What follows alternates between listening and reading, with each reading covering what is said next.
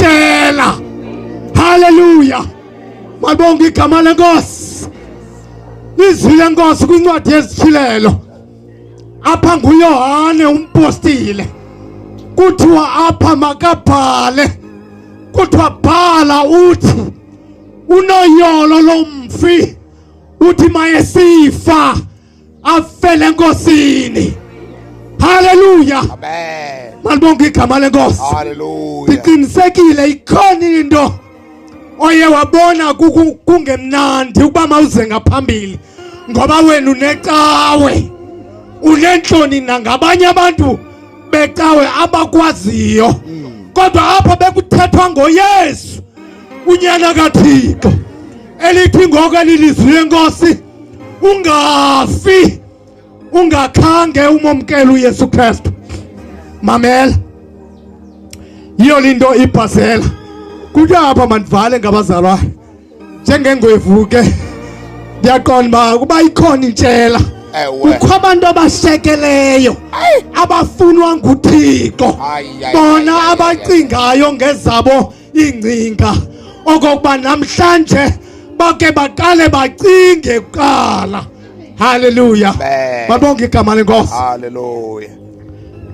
Namhlanje bathandekayo ukufa kusemntwini wonke, ukufa kuhlele emlonyeni wabantu, ukufa kunjengokuqhanyaza kweliso.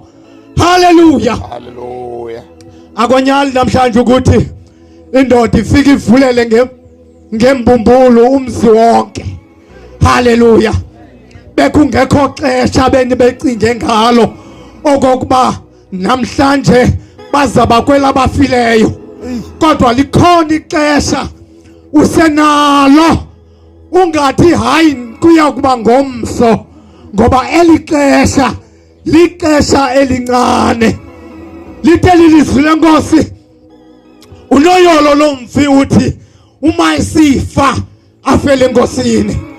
Njengoba abantu bebulawa ingengathi zintaka zibethwa licingo kukho umoya kodwa zomkelela uYesu ungashekeli kusashunyayelwa ngendoda kaThixo. Hallelujah. Wabonakaliselwa oku unyana kaThixo lichizwi lenkosi ukuba zoyichabalalisa imisebenzi kaSathana umtyholi. Hallelujah.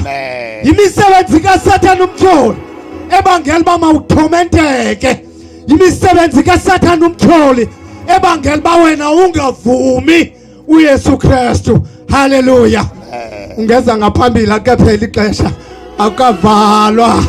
Hallelujah. Hallelujah. Basinikele inkonzo ivalwe kodwa ungeza ngaphambili uba ngaba wena ubushekele egameni lenkosi Yesu Kristu waseNazaretha.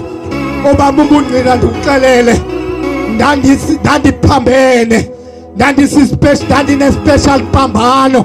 Unkosikazi wam ngulona ngumama uThwani njengoba nimbone pi ebomvu emhlophe ndandithi xa ndimbethayo atshintsha bepinki ubuso bunbe njengebhola bekungekho mntu ebesondela. Ngelo xesha uSathane endithomenta kodwa ndomkela uYesu ngexesha lokugqibela. Wagqibile amagqirha amaxhele ndisisiwa kweli ingathi kuthiwa lizaba ngcono. Akutata ngokwabhaca ebethetha esithi yena ungokwabhaca ezantsi elengweni kodwa wazomkelela uYesu njengenkosi nomsindisi. Yasiwa nakuwo amabhaca kwathiwa hayi nguchwethe lona kodwa nditsho ukuthi ndamkela uYesu yaba ngunyana kaThixo ochitha imisebenzi kaSathana umtyholi. Siyayazi okokuba ikhona into eme